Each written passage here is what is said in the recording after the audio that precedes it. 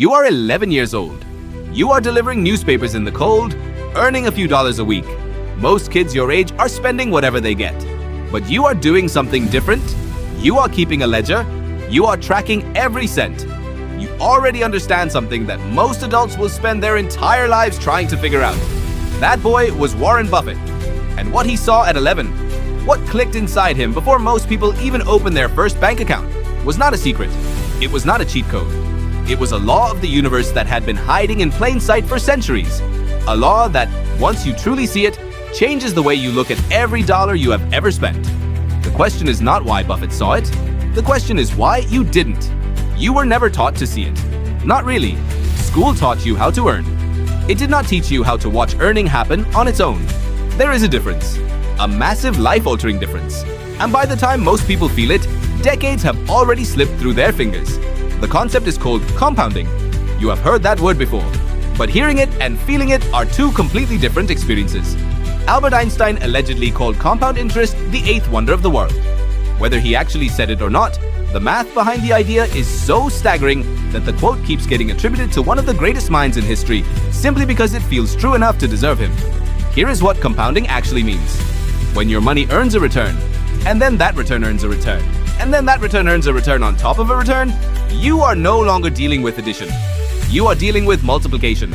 And multiplication, applied over time, behaves in ways that the human brain is genuinely not built to understand.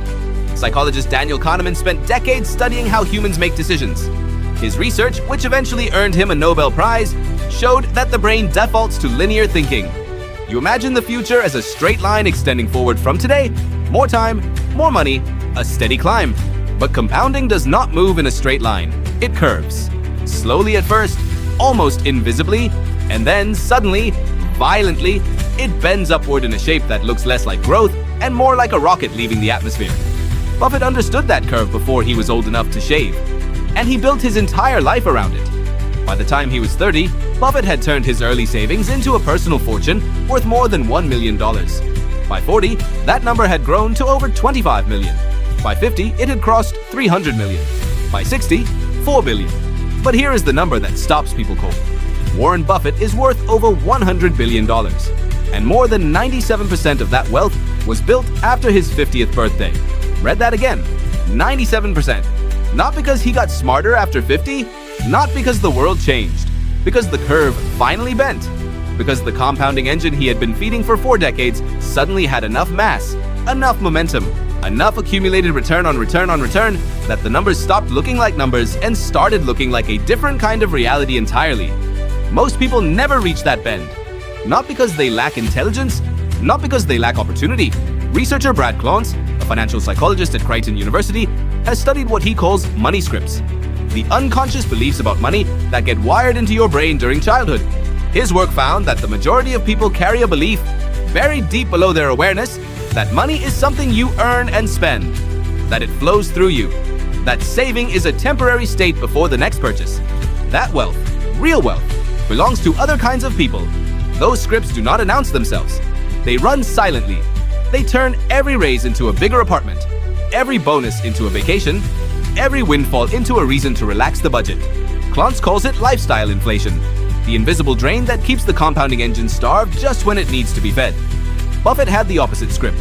He lived in the same house in Omaha that he bought in 1958 for $31,000. He drove his own car, he ate at McDonald's. Not because he couldn't afford otherwise, because he understood in his bones that every dollar spent today was not a dollar. It was every dollar that dollar would become over the next 50 years. He was not being cheap. He was thinking in time. Economist and author Morgan Housel wrote in his book, The Psychology of Money, that the most important financial skill is not math. It is not analysis. It is not even discipline in the traditional sense. It is the ability to move the goalposts of desire inward, to want less than you could have, to find the gap between what you earn and what you need, and to protect that gap like it is the most valuable thing you own. Because it is. That gap is where compounding lies. And here is the part that most conversations about Buffett skip. He did not just save. He invested in real businesses, businesses that themselves compounded. He was not putting money in a savings account and waiting. He was buying ownership in companies that grew, that generated profits, that reinvested those profits into further growth. He was compounding at 2 levels simultaneously. his capital growing as his businesses grew, and those businesses growing because good businesses do exactly that over time. You do not need to be Warren Buffett to apply this. The principle scales down just as powerfully. Economist William Bernstein, in his work on long-term investing, demonstrated that an ordinary person who begins investing consistently in their 20s and never stops will, in almost every historical scenario, end up with a number that feels impossible when they first calculate it. Not because of skill, not because of luck, because of time, because they gave the curve enough runway to bend. The tragedy is that most people start too late.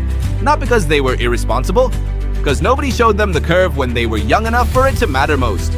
Nobody sat them down at 11 and said, "The money you save today is not the money you will spend tomorrow.